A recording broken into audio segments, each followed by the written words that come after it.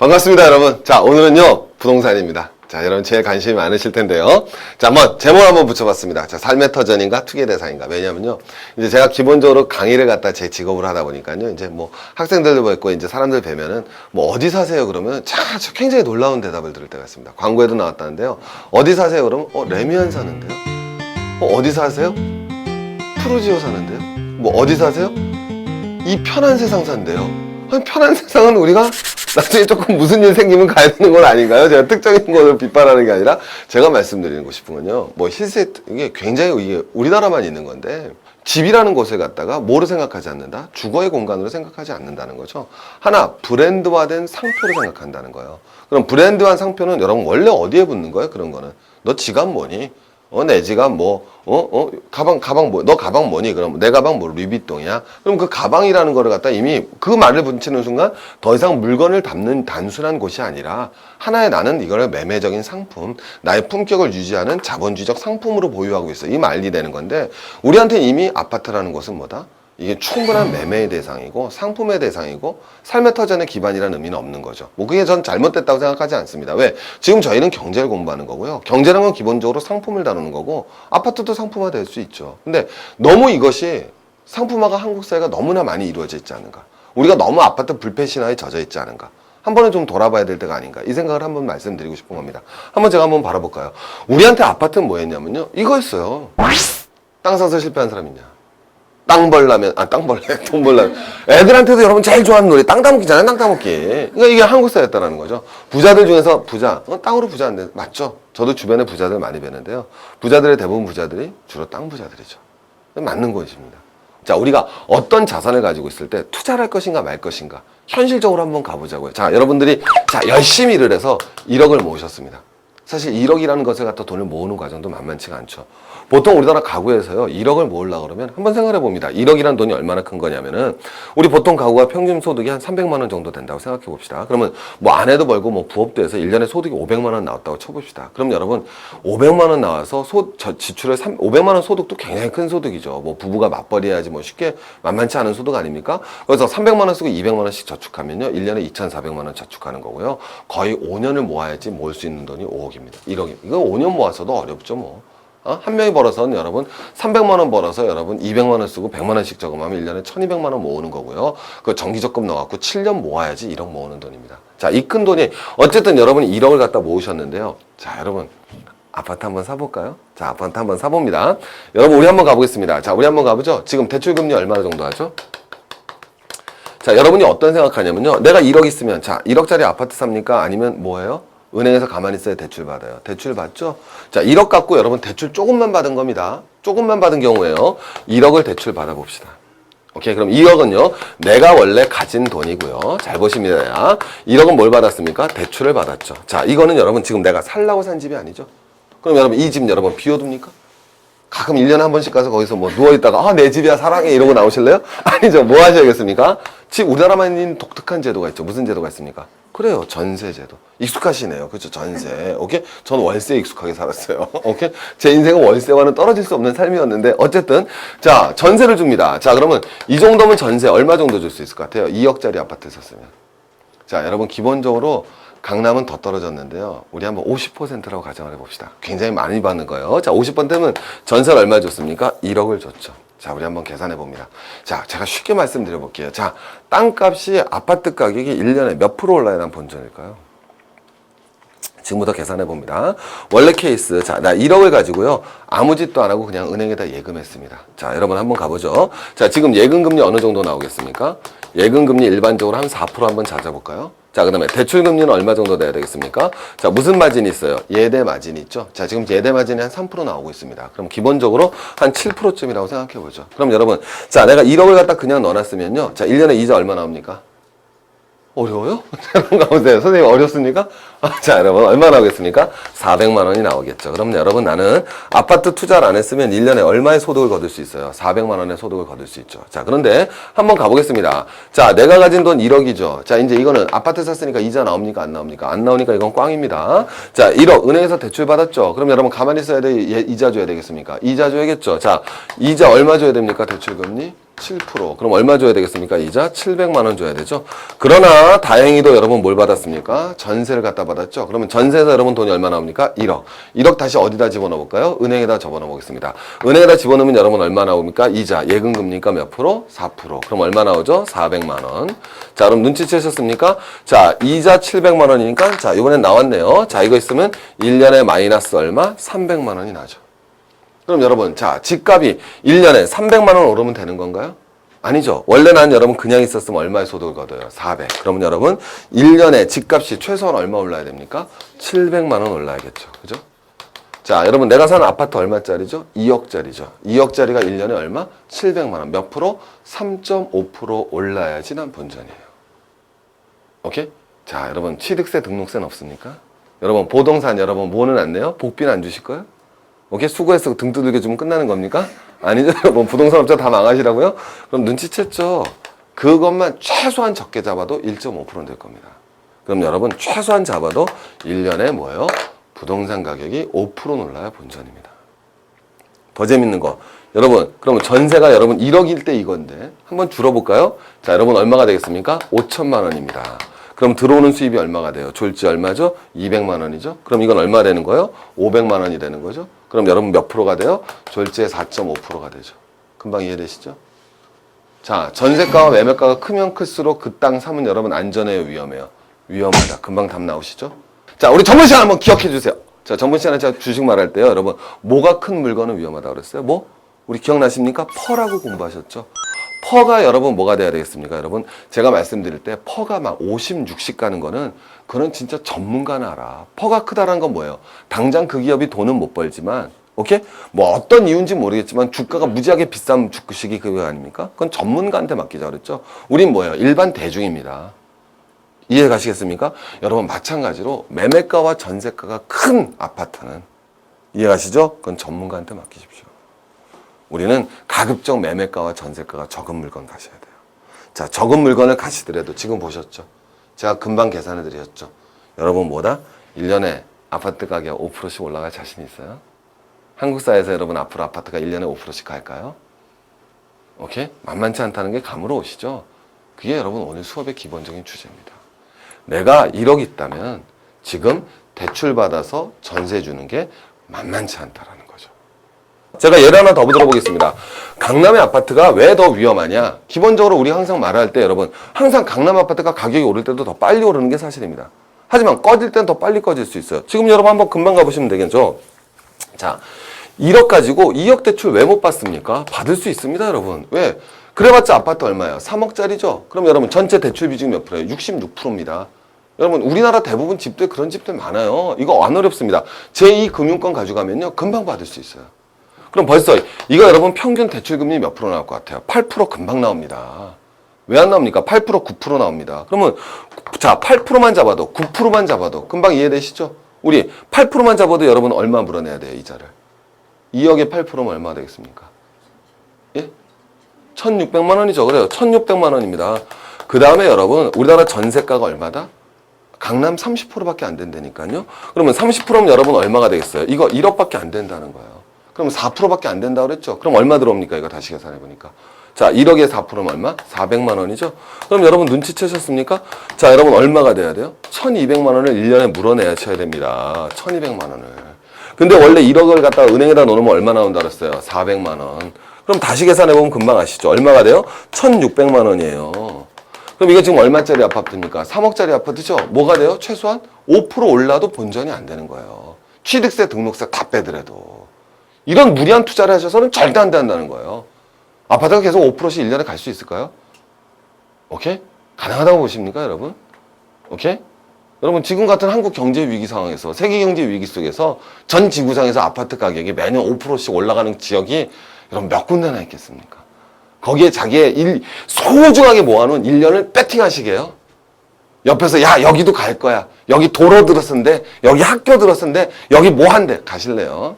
굉장히 리스크가 큰 거라는 거예요. 이해 가시겠죠? 무슨 말인지. 그래서 자 여러분 가봅니다. 자 뒤로 한번 가보겠습니다. 그래서 이 전세 가격이라는 거는 전 세계에서 유일한 게 우리가 전세제도입니다. 보셨죠? 그래서 방금 전에 지금 이런 식의 투자가 위험할 수 있는 게 바로 전세 끼고 집 사서 대출 받아서 전세 끼고 집 사고 좀 있으면 집값 올라서 돈 남겼어. 그게 여러분 우리 노무현 정권 때 가능했었죠. 왜? 그때 15%씩 올랐어요, 집값이. 막 12%, 13% 올라가지 않았습니까? 그냥 거꾸로 그때는 대출 안 끼고, 오케이? 대출 끼고 전세 안 주면 바보죠, 그건. 그러니까 여러분 가난한 사람은 더 뭐예요? 박탈감을 느낄 수밖에 없었던 시대가 바로 그거 아니겠습니까? 강남 부자가 노무현 정권 맨날 비판하면서도 그래도 노무현 정권 괜찮았어 하는 이유가 바로 거기 있던 거 아니겠습니까? 금방 나오시잖아요, 그죠? 오케이? 제가 노무현 정권을 비판하면서도 사실 좋아할 수 있는 이유가 뭐 이런 식이죠. 예를 들면. 그죠? 제 얘기가 아니라. 오케이? 제가 강남 부자란 얘기예요. 저 강남 안 살아요. 오해하지 마십시오. 자, 그래서 여러분, 예를 들면 이거죠. 대치동 학원가 때문에. 우리가 아파트에 대해서 너무 편견이 많은데 강남도 마찬가지입니다. 대치동 딱 가면은 야, 학원 거기 대치동 가면 사교육 시장이 왕창되고 학원 때문에 막 좋대. 그래서 아파트 가격이 확 오르는데 여러분 이런 것도 여러분 믿을 수 있는 보도가 아닙니다. 아니, 강남에요 학원이 많아서 가기만 하면 대학 가서 그러지도 않거든요. 사실은 강남이 학원이 많아갖고 사교육 시장이 좋아서 거기만 가기만 하면은 실제로 그렇지 않습니다. 무조건 대학 간대. 야, 그러니까 강남 가서 살아야지. 전세 살면 되죠. 왜 매매가가 오릅니까? 이 여러분 땅 가격이라는 건 기본적으로 지가라는 개념이 있고 지대라는 개념이 있지 않겠습니까? 지가는 뭐가 돼야 되겠어요? 땅의 가격이죠. 아파트로 치면 아파트의 가격은 뭐가 되겠습니까? 매매가 아닙니까?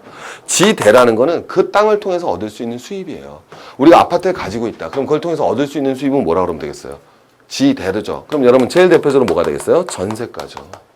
지가하고 지대가 여러분 뭐예요? 다른 거예요. 근데 이게 여러분 차이가 크면 클수록 여러분 금방 이해되시죠? 위험한 거예요. 왜? 지가는 비싼데 그 땅의 가격, 자, 어떤 물건이 있습니다. 물건 가격은 비싼데 그 물건을 가지고 있어서 얻을 수 있는 수입은 적어요. 그럼 그 물건 좋은 물건입니까? 금방 이해가시죠? 자, 여러분, 뭐가 한번 예를 들어볼까요? 자, 우리 자, 분필 생각해보죠. 분필 가격은 되게 비싼데요. 분필을 갖다가 써갖고 얻을 수 있는, 강의를 얻을 수 있는 수입은 굉장히 적습니다. 그럼 이 분필 좋은 물건이에요? 나쁜 물건이에요? 금방 이해되셨죠? 오케이? 금방 이해되시지 않았습니까? 예를 들면 또 한번 제가 가진 물건이 뭐가 있을까요? 자, 우리 카메라가 있다 이겁니다. 오케이? 카메라가 있는데 굉장히 비싼 카메라인데 저 비싼 카메라 가지고 실제로 촬영을 해서 받을 수 있는 돈은 얼마 없어요. 그럼 그 카메라 여러분 사고 싶어요? 별로 안 사고 싶어요? 그래요. 그럼 금방 나오시죠? 지가와 지대의 차이. 다시 전세가와 매매가의 차이가 큰 물건은 안전하다, 위험하다. 위험하다. 여러분 제가 2번으로 증명해 드렸죠? 아주 쉬운 방식으로 증명해 드렸고 실제로 내가 1억을 가지고 투자했을 때 계산해 봐야 될 것 말씀드렸지 않습니까? 그게 부동산 투자의 기본인 겁니다. 그럼 여러분 한번 표 가보자는 거예요.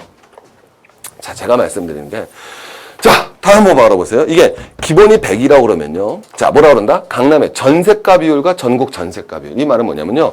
매매가를 100으로 잡는 겁니다. 매매가가 1억이다. 그러면은 전국의 전세 가격은 얼마다?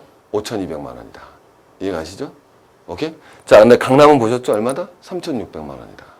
그럼 여러분, 어느 아파트가 더 리스크가 크다? 강남. 알겠죠, 여러분? 제가 강남 아파트가 좋다, 나쁘다는 게 아니에요. 강남에 여러분 입지도 굉장히 좋고 좋은 거 저도 충분히 이해하는데 어쨌든 여러분 바라보시면 알지만 그 다음에 더 문제가 되는 게 전국적으로 한번 바라봅니다. 자, 매매가 대비 전세가 비율이 높아지고 있어요? 떨어지고 있어요? 떨어지고 있죠. 그건 여러분 뭐가 된다? 점점 더 쉽게 얘기하면 이 물건의 가격은 점점 뭐예요? 비싼데 그 물건을 통해서 얻을 수 있는 수입은 점점 뭐해지고 있다? 적어지고 있다. 점점 더 안전해지고 있다? 위험해지고 있다? 위험해지고 있다. 특히 어디를 중심으로 위험해졌다? 강남을 중심으로 위험해지고 있었다. 금방 이해되시죠? 그러니까 여러분에도 우리 한번 세계적인 경제 위기 오면서 가격이 팍 거품이 빠질 때 어디부터 꺼졌어요? 강남부터 꺼졌잖아요. 오를 땐 강남부터 오르지만.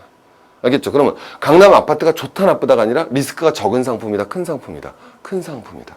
그러니까 지금 여러분 어떤 건 굉장히 위험한 투자일 수 있다. 다시 한번 말씀드리지만 내가 평생 열심히 모은 돈을 가지고 대출을 엄청 받아서 얼마 안 되는 전세를 주고 강남 쪽에 있는 전세가와 매매가의 차이가 큰 아파트를 사고 자기의 자산을 늘리고자 하는 행위는 뭐 할 수 있다? 정말 돌이킬 수 없는 커다란 후회를 가져올 수 있다. 이게 여러분들한테 정말 드리고 싶은 말씀.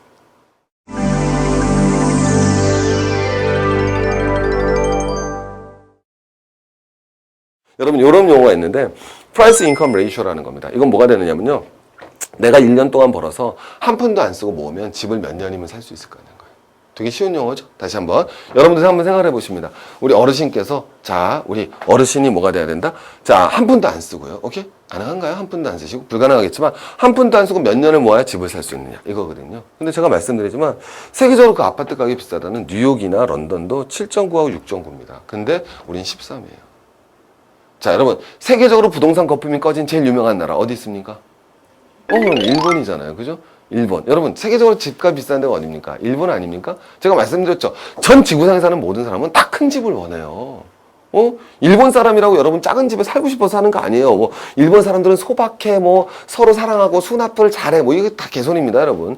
일본 낙가무라 상한테 물어보세요. 100평짜리 살래, 10평짜리 살래? 그럼 10평짜리 산다고 싶겠어요? 난 소박하니까 10평. 없습니다, 여러분. 다 100평 살고 싶어 하죠. 근데 왜? 집가가 너무 비싸니까. 너무 땅값이 비싸서 못 샀던 거 아니겠습니까? 그럼 일본, 자, 1990년대 일본 가격 거품이었다, 아니었다? 거품이었죠. 그거 확 박살나지 않았습니까? 그럼 제가 물어보겠습니다. 1990년 일본이 거품이었을 때요. PIR, Price to Income Ratio가 얼마였겠어요? 영어 발음 주의해 듣지 마시고요. 자, 이런 거 봅니다. 얼마였겠습니까? 우리 얼마라 그랬어요? 13이라고 그랬죠? 뒤로 가보십니다. 여기 나오죠? 9.78입니다. 10이 안 됐어요. 오케이? 1990년 일본 부동산 거품이 꺼지기 전이 PIR이 10이 안 됐었습니다. 자, 우리 지금 13이죠. 이때도 일본 제일 부동산 가격이 비싸도 10년 벌면 살 수 있었어요. 우린 지금 13년입니다.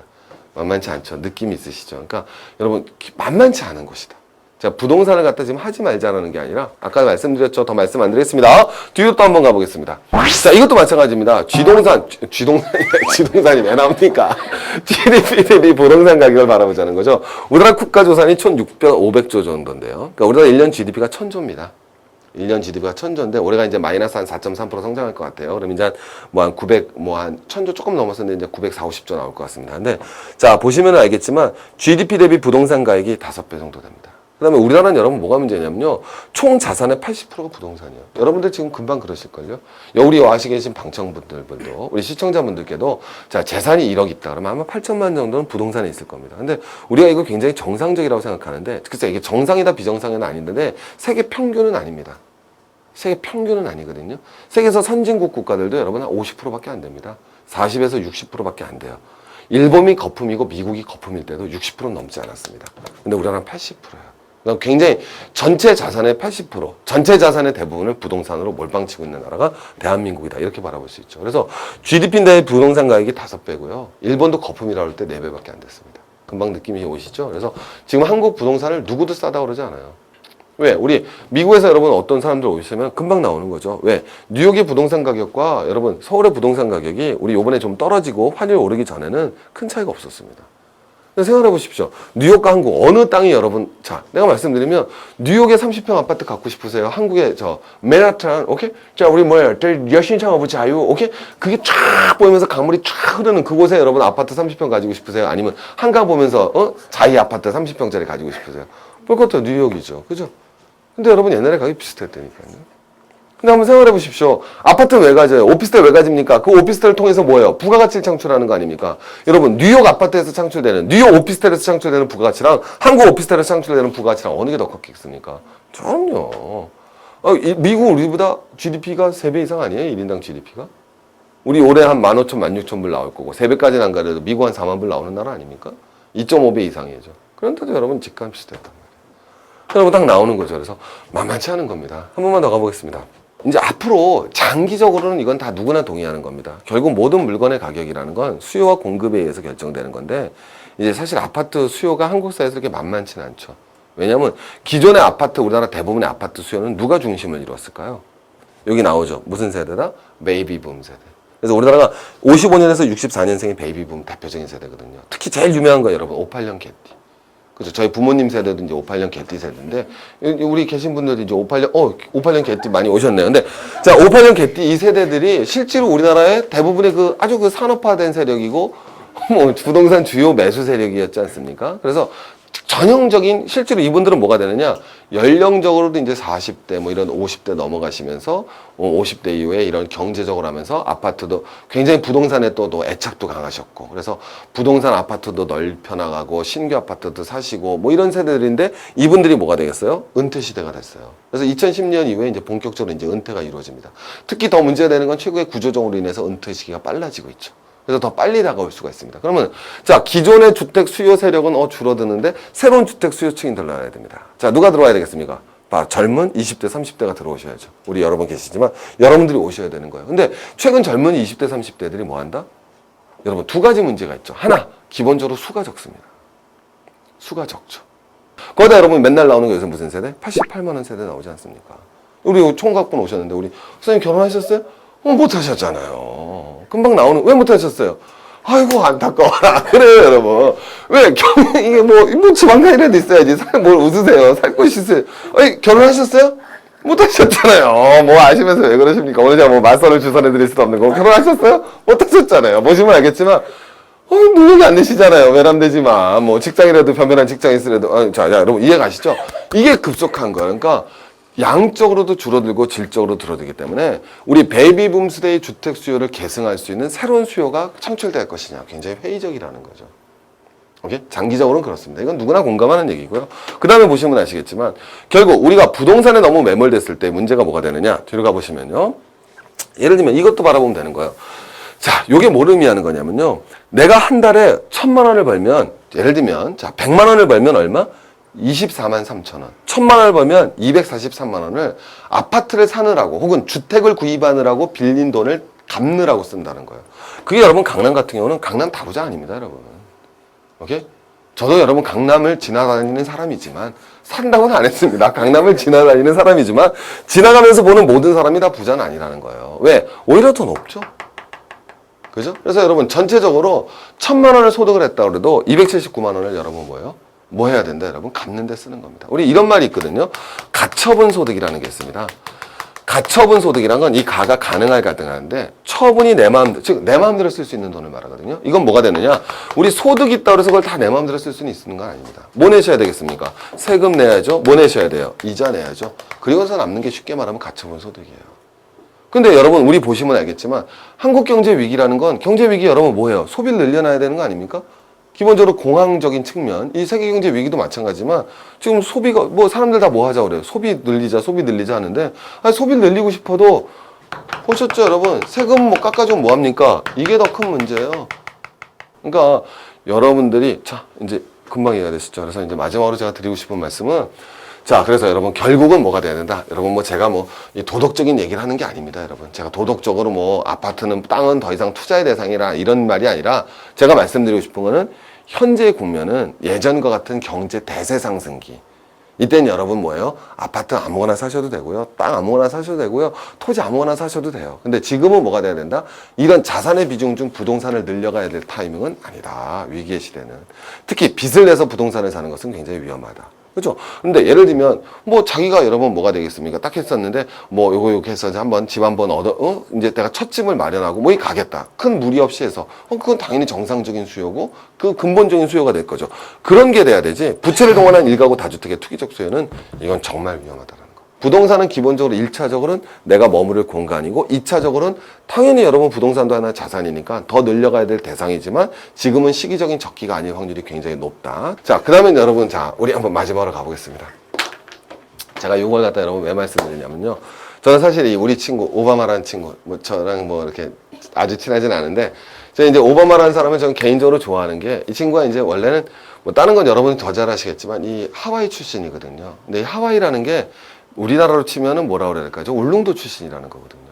굉장히 그 외진 곳에 어떻게 보면 또 그 뭐라 그래야 될까? 우리 뭐 다문화 가정에서 태어난 그런 친구가 바로 이 친구 아니겠습니까? 근데 이 친구가 또 여러분 하버드 법대를 갔다 여러분 로스쿨을 졸업하고 나서 얼마나 갈 데가 많았겠어요? 하버드 로스쿨을 졸업하면. 그런데 뭐 합니까? 몇 년 동안 사회운동을 하죠. 모든 걸 다 버리고. 그게 이제 오늘날의 오바마를 만들었을 것 같아요. 근데 난 오바마의 경제 정책에 대해서는 개인적으로 좀 찬성을 못하는 게 많습니다. 지금 오바마 정책이 잘 되고 있는가? 전 개인적으로 좀 비판적이에요. 나중에 한번 기회가 되면 말씀드리겠습니다. 현재 미국 정부의 경제 정책이 어떻게 가고 있는지 굉장히 전 개인적으로 좀 비판적인데 이 연설문은 전 감동적이라고 생각합니다. 왜냐하면 제가 한번 말씀드리면 지속 가능한 경제성을 이루기 위해 꼭 필요한 것은 투기 또는 과열된 금융시장이나 주택시장이 아니면 자기 곡백을 하는 거죠. 미국이 이랬다는 거죠. 소비자가 신용카드 한도까지 과소비하는 것도 아니죠. 미국 경제가 그러지 않았습니까? 신용카드 한 대까지 이빨 쓰시는 거. 여러분 특히 아니세요? 그죠? 일단 질러 12개월 할부야. 그게 아니라 국가가 미국 경제 어떻게 됐어요? 적자 재정을 갖다 언제까지 계속하는 것이다. 미국이 적자 재정을 통해서 국민의 과소비를 부추기고, 그죠? 그 다음에 여러분 거품을 일으켰던 거. 그 다음에 나오는 거죠. 우리가 힘을 합쳐 이루어야 되는 것은 우리의 경제 체질을 차입금에 의존한 소비 체질에서 탈피하여 저축하고 투자하는 체질로 개선해 나가는 겁니다. 여러분이 건전한 경제라는 거죠. 마찬가지 아니겠습니까? 우리도 여러분 뭐가 돼야 되겠어요? 이 위기의 순간에 여러분 지나친 차입과 부채로 부동산을 사고 그것이 오르길 기다리고 그리고 그거로 대박나는 꿈을 꾸는 거, 이거는 이제는 진정해야 되지 않나 이렇게 생각합니다. 자, 여러분 오늘 부동산 공부하셨고요. 다음 주에는 우리 한번 저기 있잖아요. 제가 주식 부동산 제일 큰 털 왔는데 그거 말고도 우리 많다고 그러지 않았습니까? 제일 재밌는 게 현물 시장입니다. 현물하면 여러분 먼저 딱 떠오르시고 뭐 떠오르십니까? 현물하면 그래요? 네, 원자재. 그죠? 많이 들어보시죠? 원자재 중에서 제일 대표적인 원자재 뭐 있겠어요? 뭐 석탄? 자, 석탄보다 더 중요한 건 뭐예요? 석유, 그죠? 석유. 그래서 우리 석유 그럼 뭐 WTI니 뭐, 그죠? 뭐 배럴유니 뭐 북해산 베런트유니. 근데 뭐 뉴스에 많이 나오는데 막 이게 무슨 소리인지 막 헷갈리고 그러시지 않습니까? 그래서 우리 한번 원자재를 중심으로 한번 다음 시간에 한번 공부를 한번 해보겠습니다. 그 다음에 우리 한번 금 가보죠. 우리 금 되게 좋아하시죠? 그죠? 금반지 선물 받으시면 막 쓰러질 것 같지 않습니까? 오케이? 근데 알고 보니까 굴이었어요. 자, 여러분 가보겠습니다. 자, 원자재와 금! 다음에 우리 한번 쭉 한번 가보도록 하겠습니다. 자, 파이팅!